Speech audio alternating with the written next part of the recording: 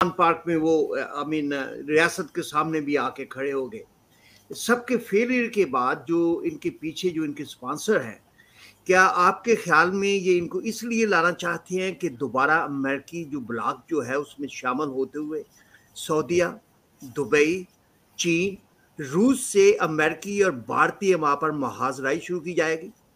भारत के साथ अमन मुआहदे के नाम पर यूनिलैटरल आएगा?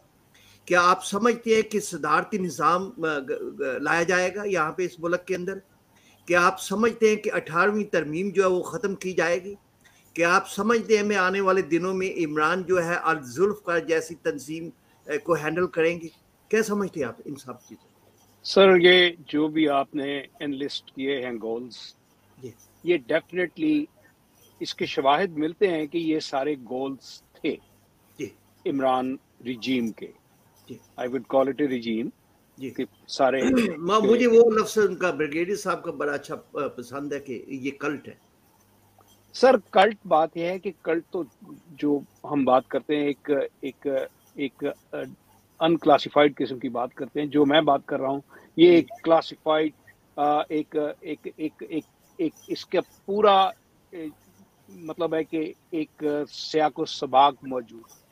मैं रेफरेंस टू कॉन्टेक्स्ट के साथ बात करता हूँ कि बात यह है कि ये सारे गोल जो थे इस रिजीम के थे। जब ये रिजीम बनाई गई थी, जिस तरह से इमरान प्रोजेक्ट लॉन्च किया गया था, तो ये एक रिजीम के बगैर नहीं हो सकता था। जब आप क्लासिक डेफिनेशन रिजीम की एक पढ़ते हैं तो ये इसके अंदर पूरा 100% पूरा उतरता है ये सारा कुछ। जी जी देखिए, ये जो सारे गोल्स हैं इनको दोबारा जो है, सबसे पहले तो इनको रिवाइव करना ही बहुत मुश्किल है। इमरान खान को जो एक हमने कह लीजिए कि एक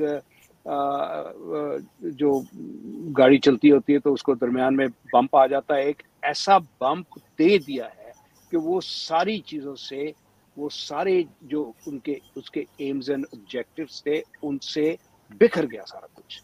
वो उतनी ऑर्गेनाइज्ड वे से जिस तरह वो चल रहा था विद टाइम एंड टारगेट्स, अब वो सारा कुछ नामुमकिन है।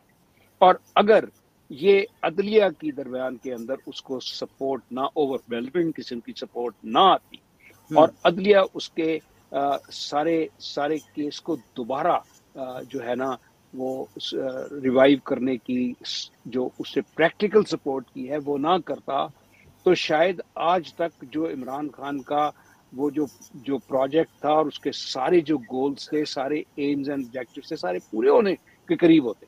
आप अगर गिनती करने शुरू करें तो कहाँ सी, आप कौन सी चीज को आप देखो, पाकिस्तान को इकोनॉमिकली ज़िबा कर दिया गया। पाकिस्तान के अंदर जितने प्रोजेक्ट्स थे, सारे मेन प्रोजेक्ट्स थे, वो सारे होल्ड पे आ गए। सबसे बड़ी बात, पाकिस्तान के अंदर एक पाकिस्तान की खुशकिस्मती का एक प्रोजेक्ट आया था, वो सी पैक प्रोजेक्ट था। अगर इन लेटर एंड स्पिरिट आज तक जिस तरह सी पैक मियां नवाज शरीफ साहब ने प्लान किया था चल रहा होता, क्या आज आपकी ये सिचुएशन होती जो आज है? क्या हमें इस तरह लोगों से भीख मांगनी पड़ती जो हम मांग रहे हैं? IMF का क्या हमारे ऊपर इस कदर प्रेशर होता जितना है? जो चीजें ठीक है, बात चीजें इसके अंदर हम जो कहते हैं मे बी कि वो कॉन्स्पिरेसी थ्योरीज भी हों, जो न्यूक्लियर प्रोग्राम के बारे में कहा जा रहा है, जो सोचा जा रहा है, लोगों की जो स्ट्रीट के अंदर जो सोच है जी कि सारा कुछ जो है ना, इंक्लूडिंग दी न्यूक्लियर प्रोग्राम जो है, every this was also in the same project के इसको किस तरह से रोल बैक किया जाए या इसके ऊपर कोई ऐसी इसके अंदर इसके ऊपर भी कोई जो है ना पाबंदियां या कोई कह लीजिए कि वॉच डॉग्स या उनको एक्सेप्ट किया जाए। मतलब है कि बहुत सारी चीजें ऐसी थी जो इमरान खान आज होता, पिछला साल अगर और उसे मिल गया होता जिस तरह वो चल रहा था, तो आज पाकिस्तान जो है, पहली बात तो जो बाल्कनाइजेशन की बात की जाती है, पाकिस्तान के टोटे की बात की जा रही है, वो तो उसने अपने मुंह से कहा था, वो तो छुपी हुई बात नहीं है कि पाकिस्तान के 3 टुकड़े हो जाएंगे। तो उसने एक्सप्रेस कर भी दी थी बात। मतलब एक खुद जरूरी नहीं होता कि आप बात करें, वो किसी के मथे लगा के उसने वो बात की थी, लेकिन دوز ور دی انٹینشن. یہ سارا کچھ ایک پیکج ہے.